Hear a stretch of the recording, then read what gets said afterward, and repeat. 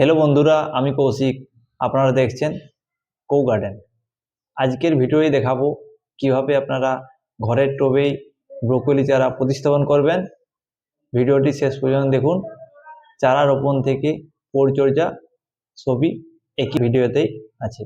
ब्रकोली बृद्धिर जन्य टबटा बड़ हওয়া जरूरी।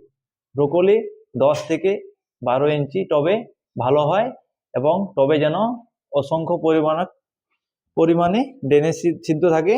আমি এই প্লাস্টিকের টবটি ব্যবহার করব, এতে আমি অসংখ্য পরিমাণে ড্রেনেজ করে নিতে পারবো এবং টবে আমার জলও দাঁড়াবে না, ভালো পরিমাণে ড্রেন হবে জল।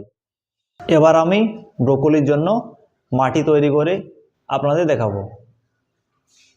প্রথমে নিতে হবে 1 ভাগ বাগানের বেলে দোআঁশ মাটি।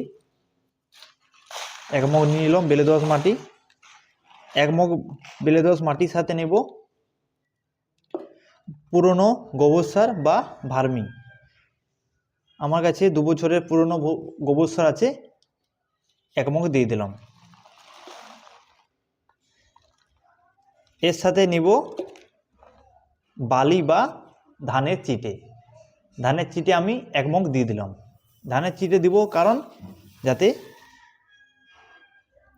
মিশ্রণটি ঝুরঝুরে হয় এবং শিকড় ভালো চলাচল করে, টবে জল যাতে জল না বেশি থাকে।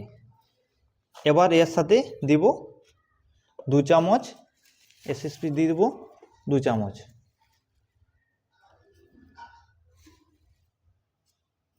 এবার এই মিশ্রণটির সাথে আমি দিব অল্প পরিমাণে মিক্স সার। এই মিক্স সারের সাথে আমার মধ্যে হাড়গুঁড়ো শিংকুচি, সরষের খোল, নিমখোল, আবার অনেক জিনিস আছে। 2 চামচ দিয়ে দিলাম। চামচটা বড় হলো, অল্প পরিমাণে দিলাম এবং অল্প পরিমাণে দিব নিমখোল। যেহেতু নিমখোল মিক্সারের মধ্যে আছে তাই অল্প পরিমাণে দিলাম। এবার মিশ্রণটিকে আমি ভালোভাবে মেখে নেব। মিশ্রণটি ভালোভাবে মেখে নিলাম। এই মিশ্রণের সাথে আমি ফাঙ্গিসাইড অ্যাড করলাম না, কারণ আমি গাছটি লাগাবার পর ফাঙ্গিসাইডের জল গোড়ায় দিয়ে দেবো, যেহেতু চারাটা আমার ছোট, শিকড় যাতে নষ্ট না হয়। এবার ভালোভাবে মেখে নিব। মেখে নিলে আমার কমপ্লিট আদর্শ মাটি, ব্রোকলির জন্য আদর্শ মাটি। ব্রোকলির চারা নিতে হবে হেলদি সতেজ দেখে। দেখুন চারাটা কত হেলদি আছে, খুব ভালো হেলদি চারা। এবার চারাটিকে গ্রো ব্যাগটি কেটে চারাটিকে আস্তে করে বার করব। মনে রাখতে হবে যেমন শিকড়ের ক্ষতি না হয়। আস্তে করে গ্রো ব্যাগ থেকে চারাটি কেটে বার করছি।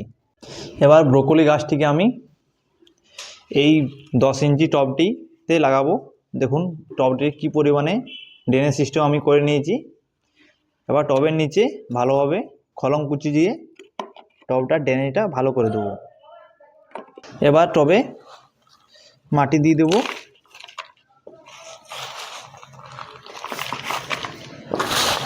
ভালো করে মাটি দিয়ে দেবো।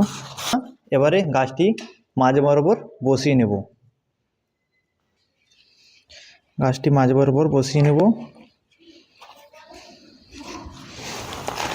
মাটি দিয়ে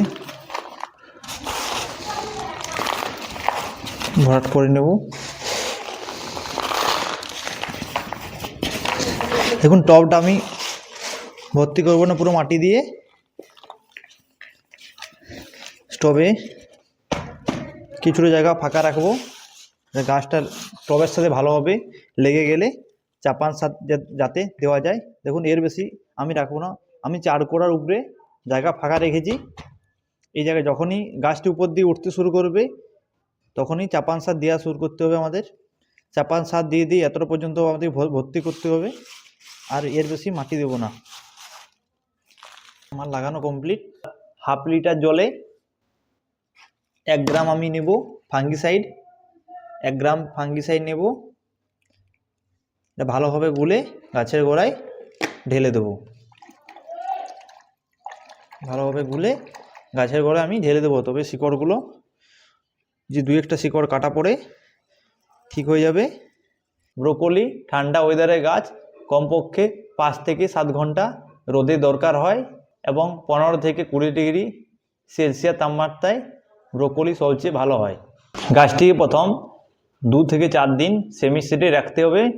2 থেকে 4 দিন সেমি শেডে রাখার পর ডাইরেক্ট সূর্যের আলোয় দিতে পারবেন গাছটিকে 4 থেকে 10 দিন পর্যন্ত হালকা জল দিন। 10 দিন পর থেকে গাছে অল্প করে ভার্মি কম্পোস্ট বা গোবর সার দিতে পারেন এবং মাসে একবার সরষের পাতলা খোল গাছের গোড়ায় দিলে গাছ দেখবেন খুব জলদি গ্রোথ নেওয়া শুরু করবে এবং তাড়াতাড়ি গাছের গোড়া মোটা হবে এবং ফুল দেখা যেতে পারে। ব্রোকলিতে রোগ বলতে এই পাতাগুলো দেখছেন লেদা পোকা অনেক বেশি অ্যাটাক করে এবং তার সমাধান হলো আপনারা নিম তেল বা প্রোপেক্স সুপার দিতে পারেন লিটারে 2 ml করে, দেখবেন সব পোকা চলে যাবে, গাছ ঠিক হয়ে যাবে জলদি। ব্রোকলি লাগাবার 60 থেকে 90 দিনের মধ্যে ব্রোকলিতে হেড তৈরি হয় এবং হেড যখনই শক্ত সতেজ হবে আপনাকে তুলে নিতে হবে। এইভাবে আপনারা খুব সহজেই টবে ব্রোকলি গাছ প্রতিস্থাপন করতে পারবেন। বন্ধুরা, ভিডিওটি যদি ভালো লাগে ভিডিওটি লাইক দিয়ে শেয়ার করবেন এবং বাগান সম্পর্কিত এই ধরনের ভিডিও দেখতে চ্যানেলটি সাবস্ক্রাইব করবেন। ধন্যবাদ।